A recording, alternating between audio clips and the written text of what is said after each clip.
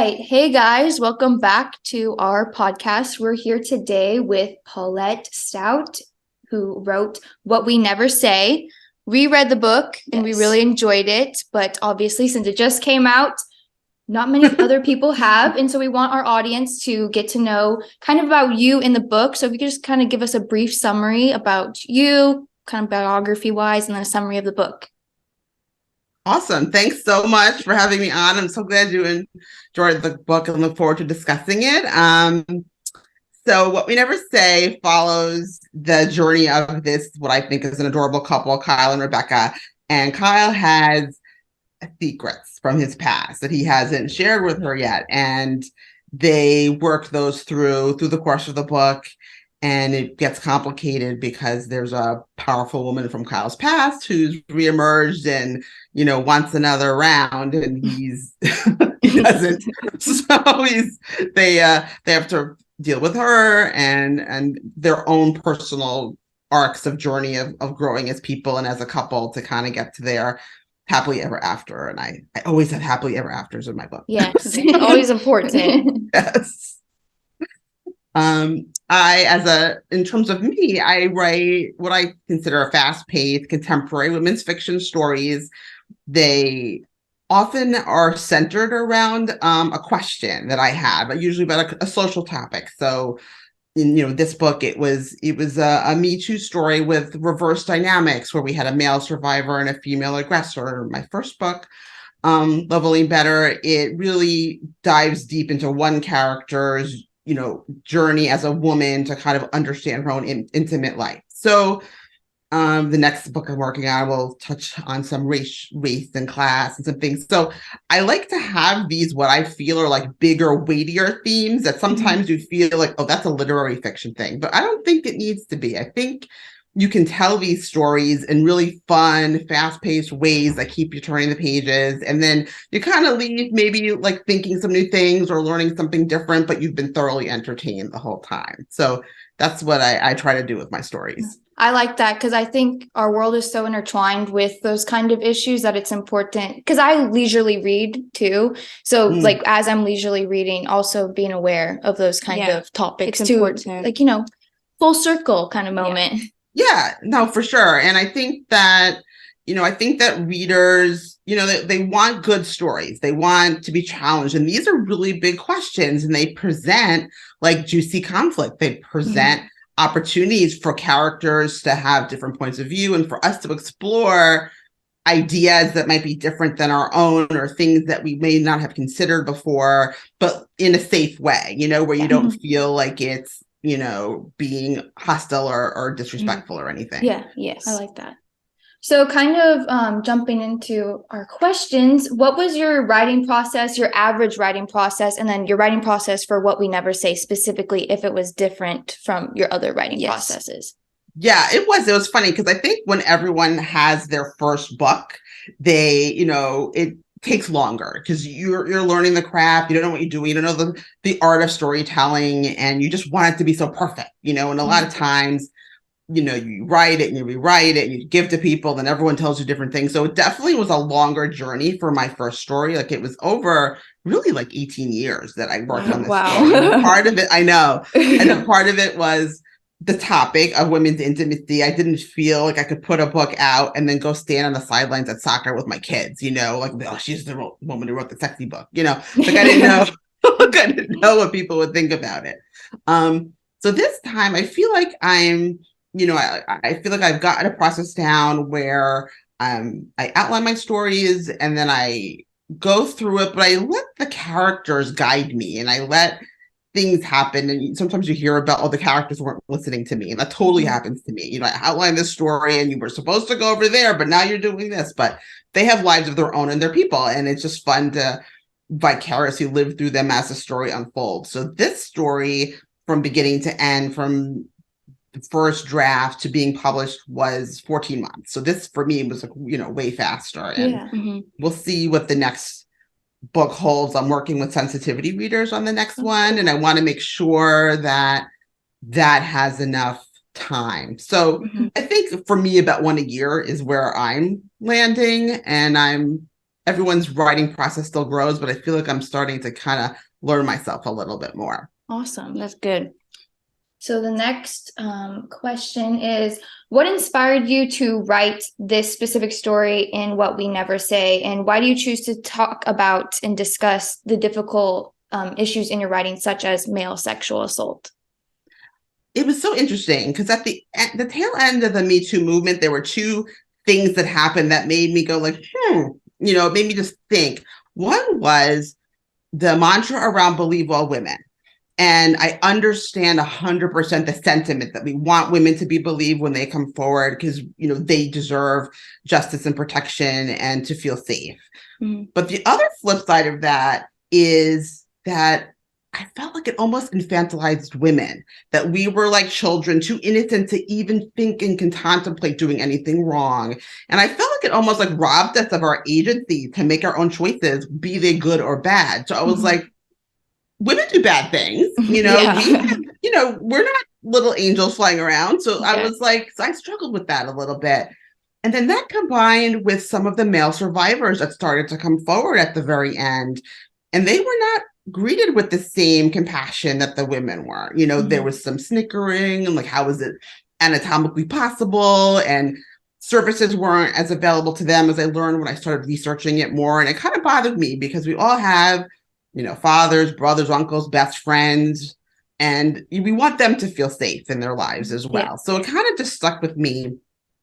So when I was writing the prequel to my first book, which focuses on the character Kyle, because Kyle does not have a point of view in the first book, because that's really Rebecca's story. It's a standalone story for Rebecca. The whole idea of him having some kind of harassment in his past, being a handsome man, being a former model, and how that whole came about. So it really just the confluence of those two things. I was writing and thinking about these issues while I was writing the character Kyle, who was a very sympathetic, kind of nurturing type of guy. Mm-hmm. And, what would happen if something happened to him? And how would the people in his life react? And how would they deal with having a woman be the one who was the aggressor? So it just kind of was like one of those interesting questions that came out of some, news events at the time. Nice. Let me see. Okay, and then now kind of going into the plot, we have some fun questions. Yeah. Oh, okay. We love like dissecting the plot and characters and that kind of thing. So sure, no, I love it. So each of your characters are unique and distinct in their own ways. We especially enjoyed the relationship. Whoa, sorry. I'm sorry. Where the relationship between Libby and Kyle. What would you say your favorite qualities about the two of them? They have a really powerful shared history. I think that there are probably many people, young people of all ages who had working parents, and they were often, left together with like an aunt or a relative or, just to kind of be safe. So they grew close because they were with each other a lot. And I feel like there's something really special between brothers and sisters. I know obviously you have special relationship with twins, but there can be like a really lovely, nurturing, loving relationship between brothers and sisters, because you kind of complement each other and bring some different perspectives. So Libby's arc is really interesting. And I think that people very rightly form one opinion of her, and then something at the end makes it, oh, that's why she's doing that. And then she becomes a lot more sympathetic. So and I think that sometimes happens with real people too. We think we judge someone based on an experience or not really understanding who they are as people. And I feel like that enabled me to kind of explore that relationship between the two of them. I think it's loving, but there's conflict there too. But I feel like at the base of it all, there's just a lot of common shared history. I liked it. It was kind of like a plot twist. Yeah. When I was reading it, I wasn't expecting it. And then, when it happened, I was like, oh, I get it more, You're like, okay. I understand a little bit. So you briefly talked about it's kind of like a prequel, Rebecca's story to this story. And we get a bit of a backstory on Kyle in What We Never Say as well. But where would you say your characters are now if they were real people, like right after What We Never Say? And I know you're writing another book too about probably what comes after, but what kind of like looking into that? Are they happy? Like, where are they? They're happy, and they'll have their happily ever after in the next book, but they're not the main characters in the next book. Got it. Barbara is, but obviously they're still engaged in each other's lives and stuff. So there's a kind of an interesting twist that happens at the opening of the next book that I'm working on now. But I feel like they've come to a really beautiful place where they love each other, they trust each other, and they're being fully open and vulnerable. And I think that'll leave a bright future for them. Okay. I'm interested now. I'm going to be looking for that next book in a year, maybe, right? Yes. Here it is. You're going to hold me to that now. I have stamp on it, Megan. So if you haven't read it, and it's free on my website, if you'd like to get it, there's a really fun holiday short story called Ho Ho Hanukkah. That's Rebecca and Kyle. And it's just, New York at Christmas and snow, and just really like fun Christmas story. So I can send that to you, or your listeners can check that out too on my website for free. I'm following all their stories. Yes. So without any spoilers, what is the main takeaway lesson that you want your readers to take away from What We Never Say in Rebecca and Kyle's story? I think that one of the big themes is like, you don't really know someone's struggles, unless you really talk to them. Because on the surface, Kyle's a gorgeous guy, he's got a motorcycle and whatever, and you'd think he's got this whole like perfect, but that's not the whole story. And I think that, giving people the opportunity to kind of learn who they are as people. And it's really interesting because I think that there's a stigma a bit, and it might sound weird in our society, for people who are physically attractive, that they're pretty, they're handsome, that, they're stupid or they're shallow or they don't have struggles because they're so pretty or handsome. And I kind of want to explore that a little bit too, to kind of show that there are burdens for everyone in everyone's life. And they're not always what you expect. So I like that opportunity to explore and just let people not make so many assumptions about people looking at it from the outside. Awesome. You want to go and ask this question? Yes. If you could summarize your book in 3 words, what would that be? Oh, ladies. Could have warned me. Or you can do emojis. Yeah, we do emojis. When we do like our book reviews, we use 3 emojis. If you could come up with those. I think it would be like the shock emoji, like smacking the cheeks. I think it would be like the angry emoji with like the little curse things. And I think it would be like the 2 people kind of tango dancing. I like that. Awesome. So I'm going to sneak around that. I know. We're going to include it in our little post. 3 emojis.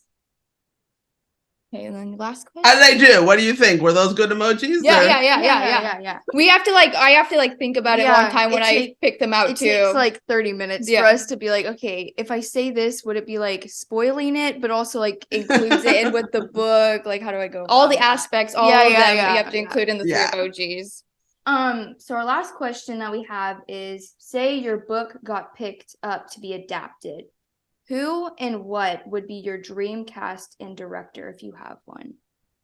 I don't have a dream director, but I think that some of the actors who could maybe embody some of the depth of the characters, I think like Jessica Alba could be like a Rebecca character, because Rebecca, she's feisty, but she's tender, and she's strong, but she's vulnerable. And I've seen her play a lot of characters, like that. And I think that obviously she's biracial, Latina, Jewish, and she could probably pull that off.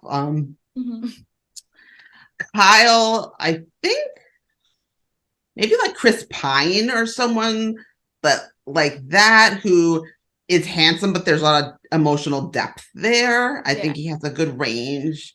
So I think he could kind of pull off, because I think Kyle's got this churning ball of conflict sometimes, and a lot of that's internal, and you don't always necessarily know what he's thinking on the outside. So I think you could probably pull it off. And then maybe like, you know, Kate Blanchett or someone like that for Jane. Like, what do you guys think? Like someone who can be the villain. Someone like really like if they stepped into a room, they would like hold the like everyone's eyes. Yeah, totally. Like, so she would be, you know, she can be kind of bitchy, but it was really interesting because I got one comment that, oh, I made Jane too human. And I was like, thank you. That was exactly what I was going for, because people sometimes think when you write bad guy, evil characters that they need to be all bad, but no one's all bad. Yeah. And no one's all evil. And I wanted to show that you could respect her accomplishment as a professional woman, but still be like, yeah, you got to keep your hands to yourself, girl. You know? Yeah.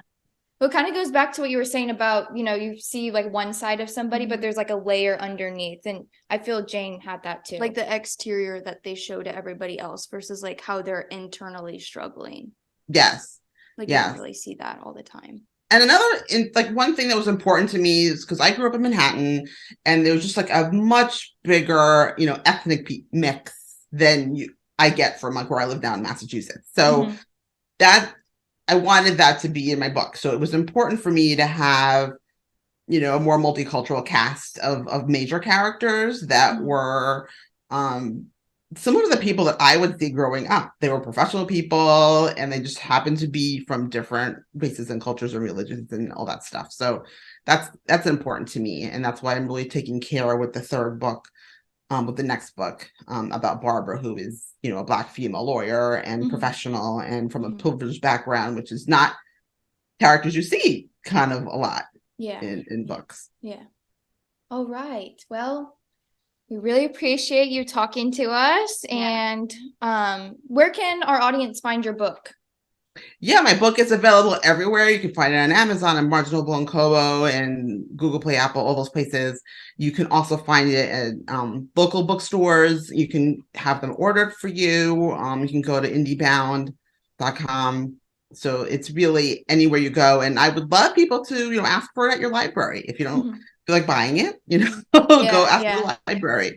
The audiobook will be out in a few months. So for people who are interested in that, hopefully that'll be good. And then you can find out more just on my website, which is paulettestout.com. And you can follow me on social at Paulette Stout Author or at Stout Content on Twitter. Awesome. Well, we really appreciate you and really enjoyed this conversation. Yes. You're our first author too. Yeah. I know. Thank you. Yes, too. The first of many, hopefully. Hopefully. Yes. Hopefully. Great. Thank you so much. Thank you.